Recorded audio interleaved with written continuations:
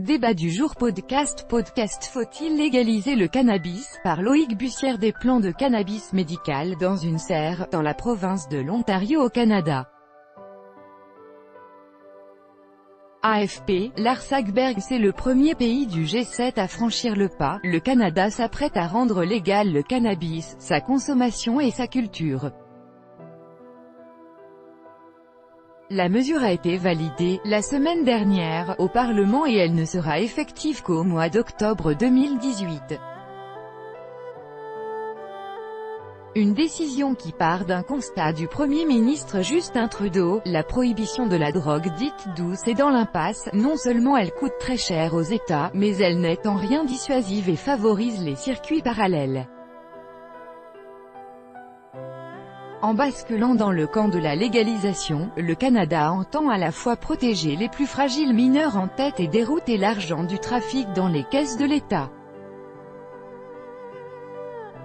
Un schéma vertueux, sur le papier, et qui sonne comme une évidence pour de nombreux analystes.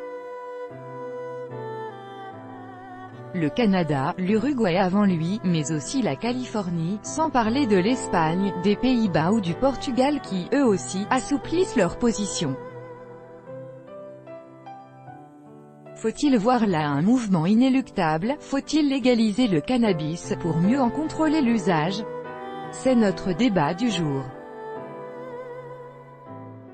Pour en débattre, Marie-Geoffrey Roustide, sociologue, chercheur à l'INSERM, Institut national de la santé et de la recherche médicale, coordonnatrice à l'EHESS du programme Sciences sociales, drogue et société. Éric Pouillat, député LREM, membre de la commission des lois, co-rapporteur de la mission parlementaire sur l'usage des stupéfiants.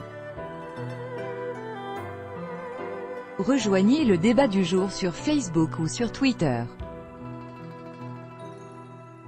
Sur le même sujet, Canada. Au Canada, le cannabis sera légal dans quelques mois. En savoir plus. Canada, la légalisation de la vente du cannabis rend euphorique les mairies. En savoir plus. Journal d'Haïti et des Amériques. Colombie, la culture du cannabis, nouvel espoir des petits paysans. En savoir plus. Chronique des matières premières. Le cannabis médical, le nouvel or vert. En savoir plus. Grand reportage cannabis, le Green Rush californien. En savoir plus. Archive 1, 2, 3. Suivant, dernier, le pétrole moins cher peut-il menacer la transition énergétique? Les pays producteurs de pétrole, OPEP, réunis à Vienne depuis hier, 21 juin 2018, ont décidé d'une hausse de la production. Le bien-être, effet de mode ou nécessité, c'est aujourd'hui la journée mondiale du yoga, instituée par l'ONU en 2014. L'occasion d'évoquer le culte du bien-être. Erdogan est-il fragilisé? Dans 4 jours, auront lieu des élections présidentielles et législatives cruciales en Turquie.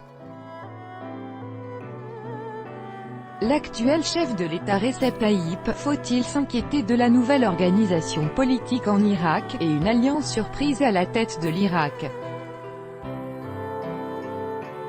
Un mois après les élections législatives, les deux listes arrivées en tête.